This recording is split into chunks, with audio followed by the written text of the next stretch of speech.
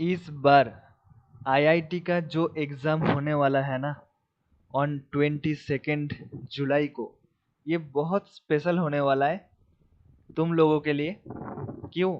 मैं बताने वाला हूँ, वही बताने वाला हूँ इस वीडियो में।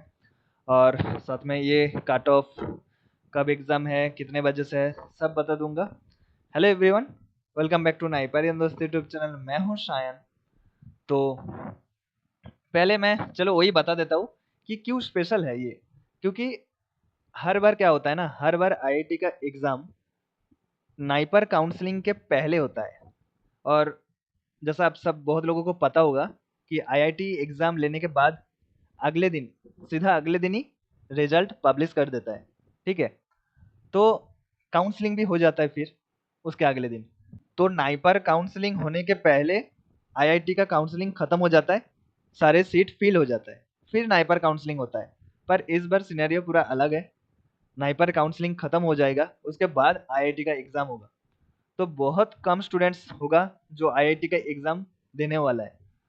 जिसको कुछ भी नहीं पता है इसके एग्ज़ाम के बारे में, वो सोच सकते हैं कि क्यों नहीं देगा एग्ज़ाम, एग्ज़ाम तो सब लोग अटेंड कर लेगा। नहीं, अटेंड नहीं करेगा क्योंकि ये ऑफलाइन ऑफलाइन होता है। आईआईटी बीएचयू कैंपस में जाके, यूपी जाके तुमको ये एग्ज़ाम अटेंड करना पड़ता है। ये उन लोगों के लिए जिसको ये भी नहीं पता है कि ये कैंपस में जाके देना पड़ता है, उसके लिए मैं बता दिया। तो इसलिए बहुत लोग अटेंड नहीं करने वाले, क्योंकि सारे जो टॉपर है वो नाइपर में ही एडमिशन ले लेगा। क्योंकि रिस्क कोई नहीं लेने वाला है, राइट? कि नाइपर काउंसलिंग में मेरे को फार्मास्यूटिक्स मिल रहा है, मेरे को एमबीए मिल रहा है, मैं नहीं जाने वाला हूँ। मैं तो आईआईटी एग्ज़ाम के लिए इंतज़ार कर रहा हूँ, मैं तो आईआईटी जाने वाला हूँ। तो ऐसा रिस्क कोई नहीं उठाएगा। तो सारे जो टॉपर होगा वो नाइपर में एडमिशन ले लेगा। उसके बाद और वो सीट छोड़ छोड़ भी नहीं सकता है, क्योंकि नाइपर का जो फीस है वो नॉन रिफंडेबल होता है, 1 लाख, राइट? तो हो सकता है उसके बाद कुछ स्टूडेंट्स आईआईटी का एग्जाम तो दे दे, पर सीट मिलने पर, क्योंकि 1 लाख बहुत ज़्यादा होता है यार। ऐसा नहीं होता है कि 20,000, 30,000, चलो गया, 30,000 गया, कोई बात नहीं। ऐसा तो नहीं है, 1 लाख होता है। तो ऐसा दो चार स्टूडेंट्स ही होगा कि आईआईटी के लिए इतना पागलपन कि मतलब आईआईटी चाहिए मेरे को, भाड़ में जाए 1 लाख। तो ऐसा बहुत कम कम स्टूडेंट्स होगा। तो कंपटीशन बहुत कम है, तो इसलिए मैं इतना अभी बोल रहा हूँ कि जो जो स्टूडेंट्स को नाइपर में सीट नहीं मिलने वाला है ना, वो मतलब वापस आ जाओगे गुवाहाटी से टूटा हुआ दिल लेके, राइट? तो ये सोचना कि God has something better plan for you. तो आईआईटी का एग्ज़ाम ज़रूर अटेंड करना। और खास करके जिसका नाइपर में इतना अच्छा रैंक नहीं आया और लग रहा है कि काउंसलिंग में सीट नहीं भी मिल सकता है, और नहीं भी मिले तुम लोगों के लिए तो वही अच्छा होगा, क्योंकि हो सकता है आईआईटी तुम्हारे इंतजार में है। तो चलो, मैं बहुत इमोशनल बातें बोल दिए, तो मैं ये कर लेता हूँ, दिखा देता हूँ कुछ इन्फॉर्मेशन, बता देता हूँ कि कट ऑफ कितना हुआ है, कि कौन कौन एलिजिबल है। पहले तो वो पता कर लो, क्योंकि कट ऑफ बहुत कम रखा है आईआईटी ने भी, नाइपर जैसा इतना नहीं है, पर फिर भी 175 है जनरल के लिए। तो ये बहुत कम है, क्योंकि 175 जिसका मिला है इस बार, उसका तो रैंक लगभग 6-7 हज़ार होगा, 8 हज़ार होगा, राइट? तो 175 रखा गया है अनरिजर्व कैटेगरी के लिए, 150 रखा गया है जनरल ईडब्ल्यूएस के लिए, ओबीसी एनसीएल के लिए रखा गया है 125 मार्क्स, शेड्यूल कास्ट यानी कि एससी के लिए रखा गया है 100 मार्क्स, शेड्यूल ट्राइब एसटी के लिए 75 मार्क्स। तो ये था कट ऑफ मार्क्स। अगर इसके ऊपर है तुम्हारे जीपैट का जो स्कोर है, अगर इसके ऊपर है as per your category, then you are eligible to sit for IIT BHU exam. तो आप जरूर एप्लीकेशन मतलब अप्लाई कर सकते हो अगर इसके ऊपर तुम्हारा जीपैट स्कोर है as per your category. Okay, तो मैं वो भी दिखा देता हूँ कि कहाँ अप्लाई करना है। तो ये आप इधर देख पा रहे हो, रजिस्टर लॉगिन।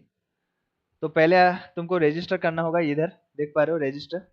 तो रजिस्टर करने के बाद आईडी पासवर्ड होगा, फिर लॉगिन करना। इधर नीचे लिखा भी हुआ है इंस्ट्रक्शंस। पहले रजिस्टर करोगे इनटू द पोर्टल, फिर सेकंड स्टेप है लॉगिन करना है, थर्ड स्टेप है प्रोग्राम सेलेक्ट करना है, एम फॉर्म। तो उसके बाद step 4, fill personal information, upload your photograph and signature. Then step 5, fill in COAP registration ID. मेरा एक वीडियो भी है कैसे सीओएपी रजिस्ट्रेशन आईडी बनाना है, पर इस केस में तुमको COAP रजिस्ट्रेशन आईडी का कोई ज़रूरत है नहीं।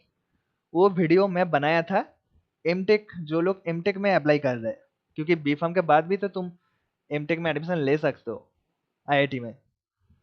तो अगर नहीं पता है तो जॉइन आईआईटी आफ्टर बीफार्म बोल के एक प्लेलिस्ट अवेलेबल है चैनल में, वो जाके आप देख सकते हो।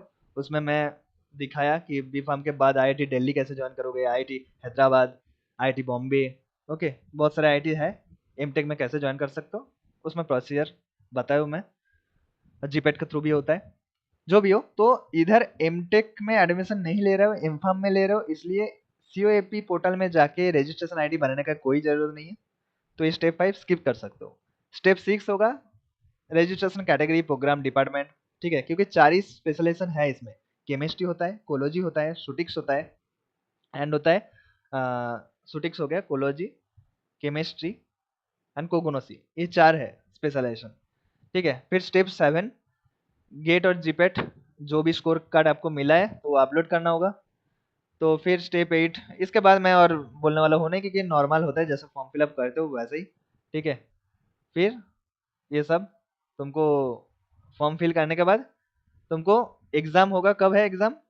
तो इधर आप देख पा रहे हो, the written test for M Pharm program is from 22 July at 3 PM to 5 PM, दोपहर को 3 बजे से लेकर 5 बजे तक 2 घंटे का एग्ज़ाम है। ये मैं बता दूं 100 मार्क्स का एग्ज़ाम होता है, जिसमें कोई नेगेटिव मार्किंग नहीं होता है। तो पूरा 100 क्वेश्चंस अटेम्प्ट करके आना, क्योंकि नेगेटिव मार्किंग है नहीं। और कैटेगरी वाइज काट ऑफ मैं जैसा बता ही दिया ऑलरेडी, ठीक है। और बस यही है। और लिस्ट ऑफ सिलेक्टेड कैंडिडेट्स जो एमटेक, बायोमेडिकल, बायोकेमिकल के लिए, बायो इंजीनियरिंग के लिए अप्लाई किए, तो उसके लिस्ट अनाउंस हो चुका है, आप देख सकते हो, देख लेना आपको ऑफर हुआ है कि नहीं सीट। बहुत सारे कैंडिडेट्स वेट लिस्टेड में भी है। तो ये था आईआईटी BHU एग्ज़ाम के लिए ऑल द इन्फॉर्मेशन। मैं जैसा बोला ही था कि जीपेट स्कोर कार्ड निकलने के बाद ही तुरंत आईआईटी अपना चालू कर देगा online portal for M form admission, ठीक है। तो जैसा कि चालू हो चुका है कल से, और ये चलेगा M Pharm program from 9 July to 15 July. तो 15 जुलाई तक ये रहेगा, लास्ट डेट है 15 जुलाई अप्लाई करने के लिए। तो यही था आज का अपडेट। मैं बोलूँगा बहुत सुनहरा मौका है, जाओ आईआईटी एग्ज़ाम। जिसको खास करके सीट नहीं मिलने वाला है, हताश मत हो जाना कि नाइपर नहीं मिला है, हो सकता है आपके लिए। आईआईटी इंतज़ार कर रहा है, आई गिव योर बेस्ट। कुछ दिन ही है, 7-8 दिन ही है, अच्छे से फिर से प्रिपेयर करना, थोड़ा पढ़ाई कर लेना, ठीक है। मेरे को पता है कि अभी पढ़ने का मन भी नहीं करेगा, पर फिर भी अगर कुछ अच्छा मिलना है तो थोड़ा सेक्रीफाइस तो बनता है। और 10 दिन कर लेना पढ़ाई। और तुम बोलोगे कि क्या ही करना है पढ़ाई, रिलेटेड टू क्या पढ़ना है, कहाँ ज़्यादा फोकस करना है, तो मैं बोलूँगा कि ये ज़्यादा होता है केमिस्ट्री, बेसिक केमिस्ट्री के ऊपर ध्यान देना। हाँ, तुम बोलोगे कि बहुत केमिस्ट्री बोल दियो, जीपेट में भी नहीं आया, नाइपर में भी केमिस्ट्री नहीं आया, तो मेरे बात मानो कि आईआईटी ने धोखा नहीं देगा लाइक जीपेट और नाइपर, क्योंकि आईआईटी में पैटर्न ऑलमोस्ट सिमिलर रहता है। तो करके जाना बेसिक केमिस्ट्री, जो आ रहा है 2 साल से, मैं वही बता रहा हूँ। इस साल क्या आएगा पता नहीं, पर एक्सपेक्टेड है कि सेम पैटर्न रहता है आईआईटी का। तो बेसिक केमिस्ट्री और एनाटॉमी, एनाटॉमी का पढ़ के जाना, बेसिक एनाटॉमी जो होता है, ठीक है। तो और इसमें 4 स्पेशलाइजेशन अवेलेबल होता है, कोगोनोसी, कोलॉजी, केमिस्ट्री एंड सुटिक्स। तो प्रोबेबिलिटी होता है हर साल एग्जाम में यही 4 सब्जेक्ट से क्वेश्चन सारे आता है, ठीक है। तुमको माइक्रोबायोलॉजी, पैथोफिजियोलॉजी से इतना आएगा नहीं। हाँ, पैथोफिजियोलॉजी रिलेटेड टू कोलॉजी तो बन सकता है, पर ऐसे जूरिस्प्रूडेंस ये इतना ज़्यादा देखने को नहीं मिलेगा। फिर भी करके जाना, जूरिस्प्रूडेंस का भी 2-4 डाल सकते हैं, पर जो स्पेशलाइजेशन ये लोग प्रोवाइड करते हैं इनफार्म, उसी के ऊपर ज़्यादा फोकस करता है, तो चांसेस है उस 4 सब्जेक्ट के ऊपर क्वेश्चन ज़्यादा है, ठीक है। और बेसिक केमिस्ट्री, बेसिक एनाटॉमी तो मैं बताई, उसमें फोकस करना। तो बस यही था आज के लिए IIT BHU information, all the information for IIT BHU। I think कुछ छूट तो नहीं गया, फिर भी अगर कुछ डाउट है you can drop your query in comment section. Thank you for watching, I will see you in the next time with another video. तब तक टेक केयर, बाय बाय।